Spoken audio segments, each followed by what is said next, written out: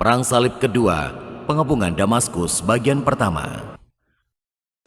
Pada tanggal 24 hingga 28 Juli tahun 1149 Masehi, pasukan Salib melakukan pengepungan kota Damaskus.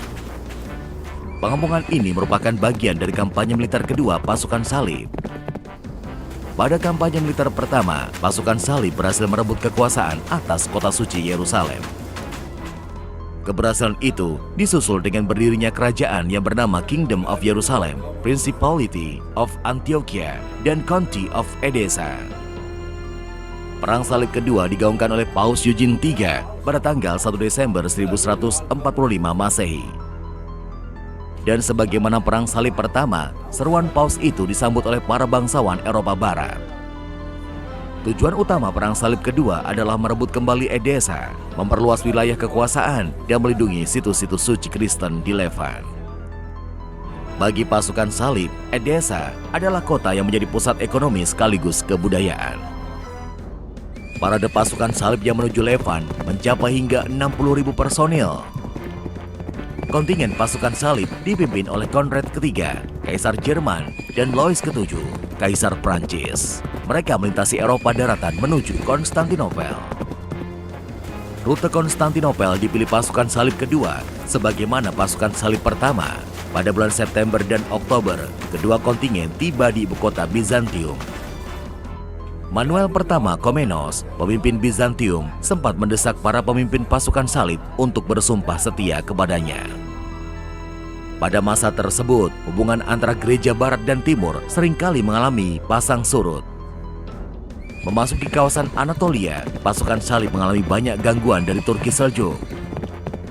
Berbagai penyergapan dan serangan terbuka menyebabkan mereka kehilangan sebagian besar pasukannya.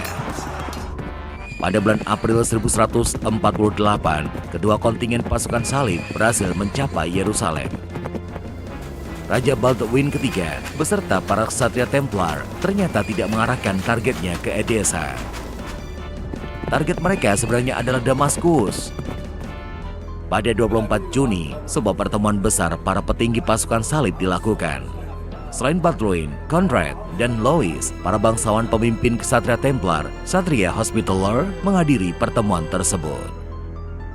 Pertemuan itu menggeser target mereka. Para pemimpin pasukan Salib menganggap bahwa Damaskus adalah kota suci bagi Kristen, sebagaimana Yerusalem dan Antiochia.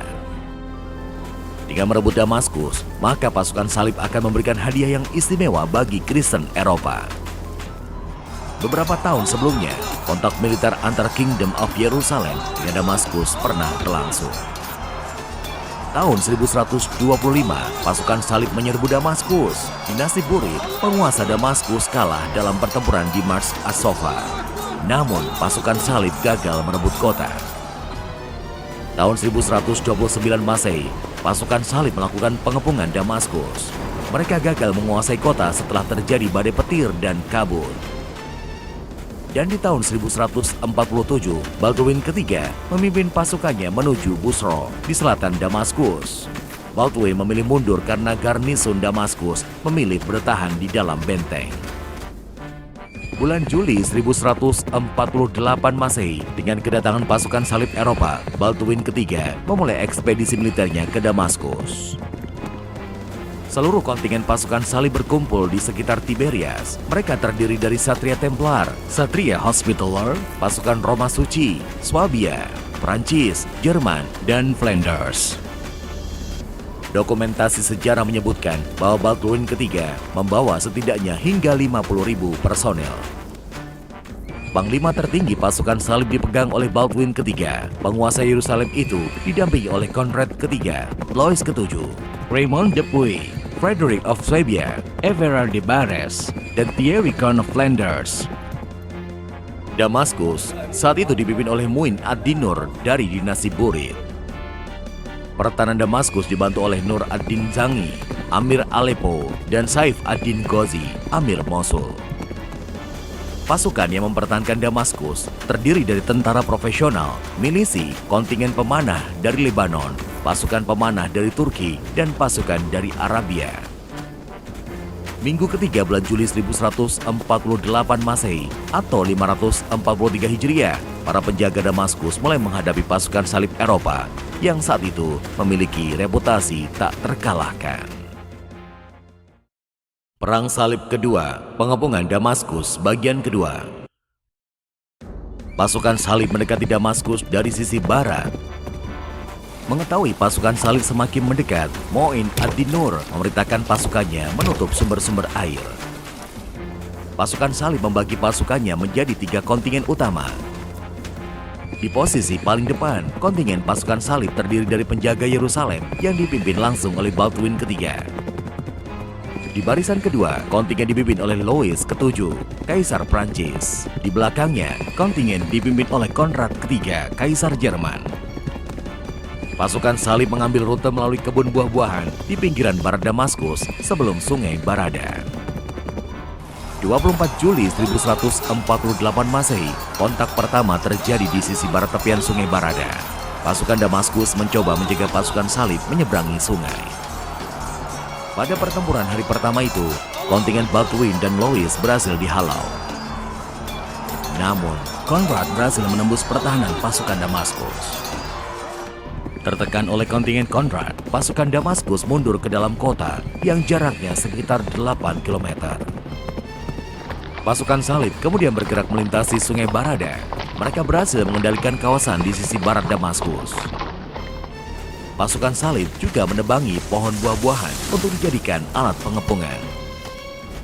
Mencapai Robwa, pasukan salib membangun pertahanan untuk menutup akses Damaskus dari lembah Biqa'a.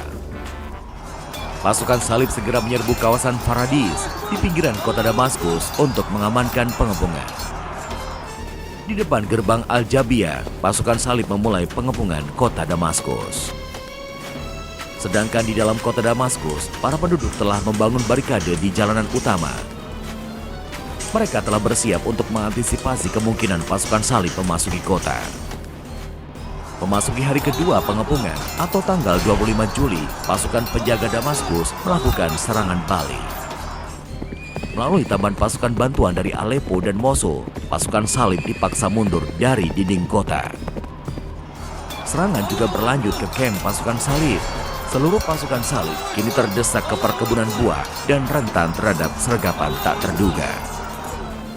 Baldwin ketiga kemudian mengonsentrasikan pasukannya di sebuah padang rumput Madian al-Ahdar. Padang rumput ini merupakan tempat latihan kavaleri pasukan Damaskus. Memasuki hari ketiga, pasukan Damaskus melancarkan serangan ke sisi utara. Pertempuran berlangsung sangat alot karena pasukan salib unggul dalam jumlah. Pasukan Damaskus mendapatkan bantuan pasukan pemanah dari lembah Biqa'a dan pasukan dari Lebanon. Meskipun menderita jumlah korban jiwa yang cukup besar, pasukan salib berhasil dibersihkan dari kawasan tersebut. Serangan juga dilakukan oleh para penduduk desa di luar tembok Damaskus. Pasukan salib menderita korban jiwa yang sangat besar. Pada hari keempat atau 27 Juli, pasukan salib mengambil inisiatif serangan ke arah gerbang Al-Saghir. Namun, pasukan salib kemudian memindahkan serangan ke gerbang Tuma dan gerbang Syarqi di sisi timur kota.